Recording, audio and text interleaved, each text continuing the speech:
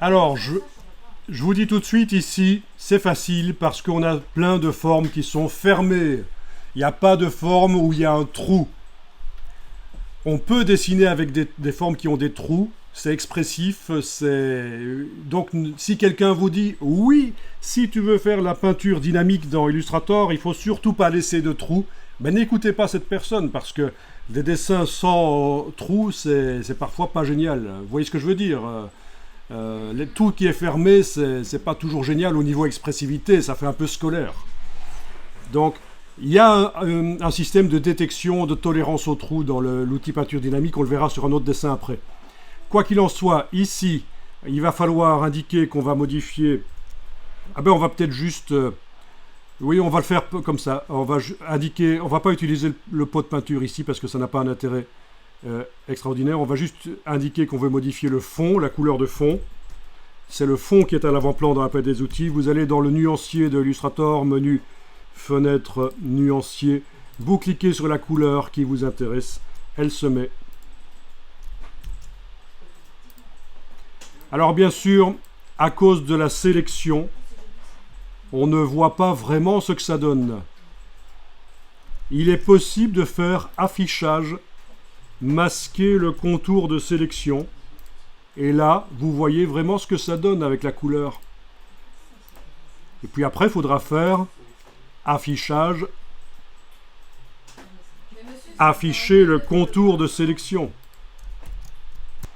Oui, le pot de peinture aurait pu servir, mais le pot de peinture c'est un peu particulier parce que voilà, on survole et avec les flèches au clavier, on voyage dans le nuancier. Avec les flèches haut, bas, gauche, droite. Et donc je vois pas trop l'intérêt en fait. Je préfère... Oui, si dans ton nuancier tu n'as pas autant de couleurs que ça et tu as fait une gamme prédéfinie avec juste 4, 5, 6 couleurs, ok, dans ce cas-là c'est intéressant. Mais dans le cas de ce nuancier qui est rempli de plein de couleurs que je n'ai pas prévu spécialement pour l'illustration, ça marche pas extrêmement bien en fait. Donc voilà.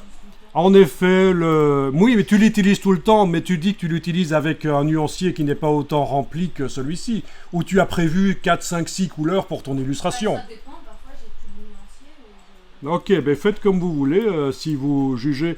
Mais je ne sais pas comment vous choisissez les couleurs. Vous les choisissez avec les flèches au clavier?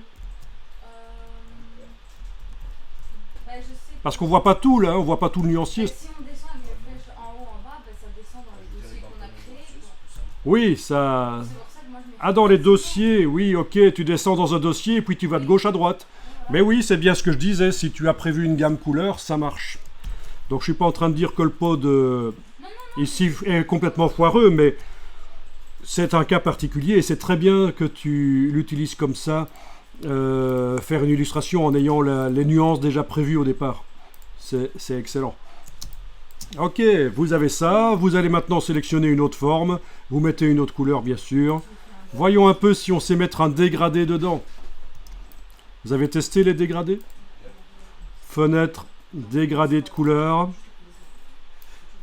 Ok, dégradé, voyons un peu.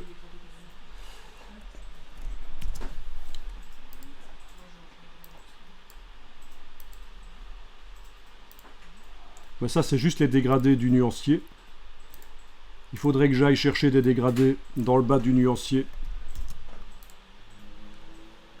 Dans la bibliothèque, dégradés, etc. Ok. Donc dans la librairie ici, dégradés, on peut aller chercher des dégradés.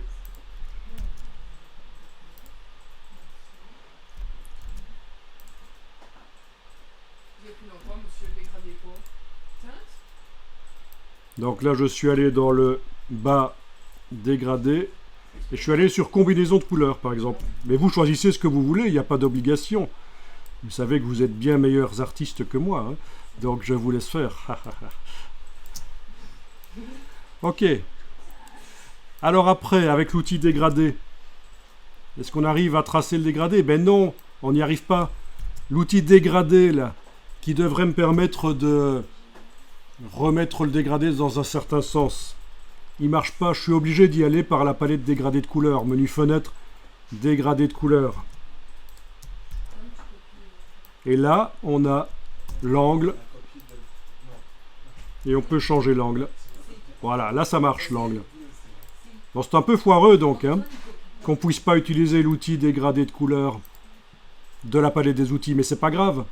Parce que vous allez voir qu'après on va pouvoir l'utiliser après quand on aura fait quoi? Ben après quand on aura en fait décomposé la peinture dynamique. Bon là je continue quand même la colorisation de cette chose, tout simplement en sélectionnant et en mettant une couleur. Et en fait la couleur que je mets pourra être modifiée par la suite, donc ça n'a pas une importance énorme quelle est la couleur qu'on met. Voilà. Oui, bien sûr, les dégradés, on peut les créer soi-même. Donc dans la palette dégradée de couleurs, voilà. Je vais par exemple prendre le dégradé basique du noir au blanc. Ok. Type de dégradé linéaire, radial ou quoi. Ok. Ensuite, on sélectionne un échantillon. On clique, non, on va sélectionner un échantillon et amener de la palette. On va sélectionner un échantillon, enfin on va amener de la palette ici sur l'échantillon. Voilà. Voilà. Voilà, faire des dégradés, bien sûr. Voilà.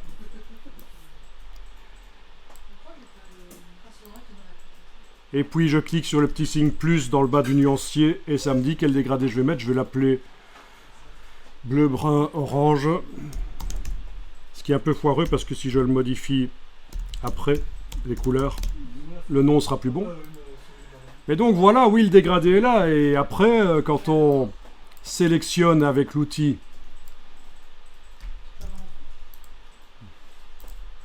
on arrive à appliquer le dégradé. Et je vous rappelle que par la palette dégradée, on va pouvoir modifier son angle.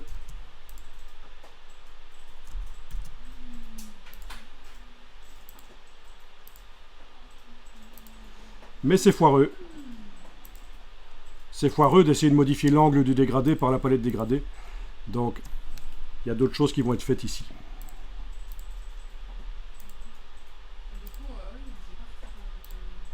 Et donc, j'enregistre le document.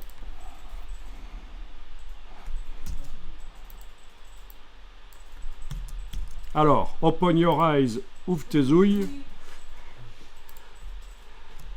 Pour aller plus loin là-dedans, il suffit de sélectionner la peinture dynamique dans la palette des calques. Attention, gros piège avec la flèche noire, c'est le groupe qui se sélectionne, c'est pas certain que ça va marcher.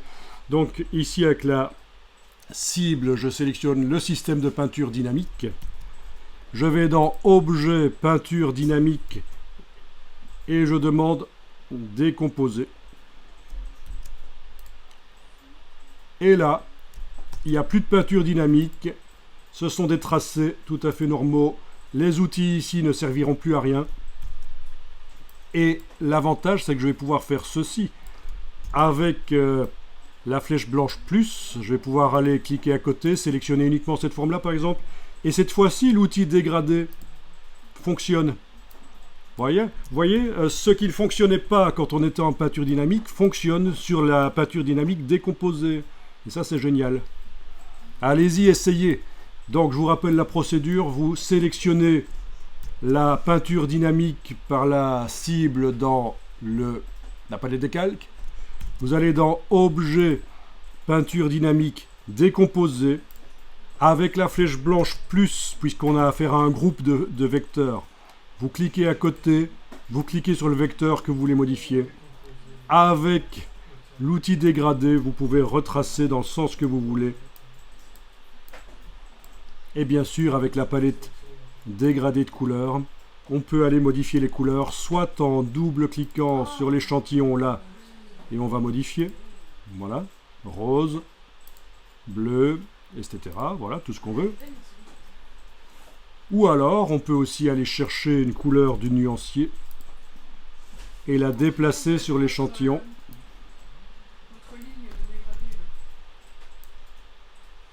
Alors, Tu me parles de l'annotateur de dégradé ici. Oui, ça c'est aussi une autre manière de modifier. Tu ne la vois pas? Tu n'arrives pas à la faire. Il faut qu'elle apparaît quand l'outil dégradé de couleur est là. Ceci dit, moi, à titre personnel, je n'utilise pas trop cette méthode parce que on prend des habitudes. Ah mais non, c'est parce que j'ai été dans l'affichage. Donc moi, ce que je fais même, c'est menu affichage et je demande de masquer l'annotateur de dégradé parce que je l'utilise pas. Et je fais tout avec l'outil dégradé et la palette dégradée. Voilà. Donc, je vous laisse tester tout ça.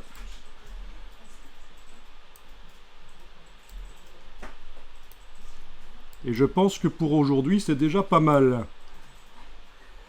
Alors, flèche blanche plus, clic, clic, clic, voilà. Voilà, je vais appliquer un dégradé. Waouh! Il y a un truc qui n'a pas été ici.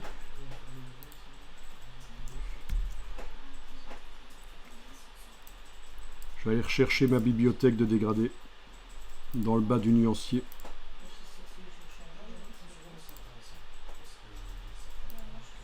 Ouais, là il y a un petit problème. Il a sélectionné trop. Ouais, là ça marche pas. On dirait qu'il... Oui, ça dépend comment ça a été fait en fait. Voyons un peu comment ça a été fait. Ça, on a une forme là, une forme là, une forme là. Ah non. C'est en fait un trou ceci. Ah d'accord. Donc ça c'est assez vicieux. Si j'active seulement cette forme là et celle-là, j'arrive à mettre un dégradé sans problème certainement. Ouais, ça marche. Mais cette forme là, c'est pas véritablement une forme, c'est un trou sur le contour. À moins que... Elle est là en fait.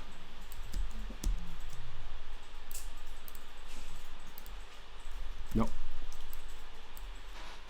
Ça c'est très particulier. Ce que je vais faire ici pour régler le problème, et je suis sûr que vous allez avoir le même problème, je vais sélectionner la forme noire de toute la souris là, avec la flèche blanche, ok, la voilà. Je sélectionne la forme noire là, je vais la verrouiller, objet, verrouiller, sélection. Je réessaye de sélectionner ça et de mettre un dégradé, ça marche. Voilà, et j'active les deux autres formes, je mets un dégradé, ça marche. Donc on a eu, ben, c'est intéressant ça, vous avez certainement le même problème. Si vous essayez de sélectionner les trois formes là, celle-là, clic, majuscule clic et majuscule clic, et de leur mettre une couleur ou un dégradé, j'imagine que ça ne va pas super bien marcher. Le dégradé va se mettre sur tout le fond noir. Vous confirmez ?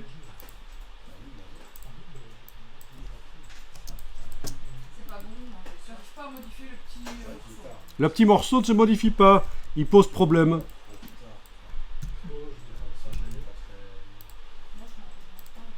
Voilà, je remonte avec une version précédente. Donc le problème qu'on a ici, avec la flèche blanche plus, je clique à côté, rien n'est sélectionné, j'active ça. Avec la touche Shift, j'active ça. Avec la touche Shift, j'active ça. Donc les trois formes sont activées. Je vais modifier leur fond. C'est bien le fond qui est à l'avant-plan. Je vais utiliser un dégradé, par exemple.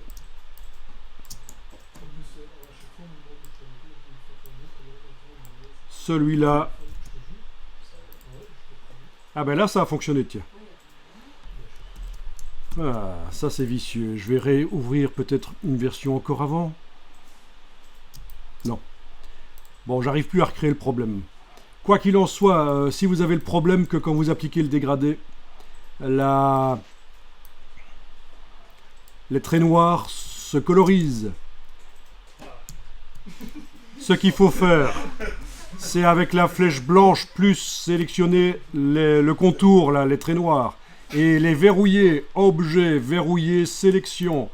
Et là, ça devrait marcher. Vous devriez avoir réussi à Vous devriez réussir à coloriser comme il faut les choses.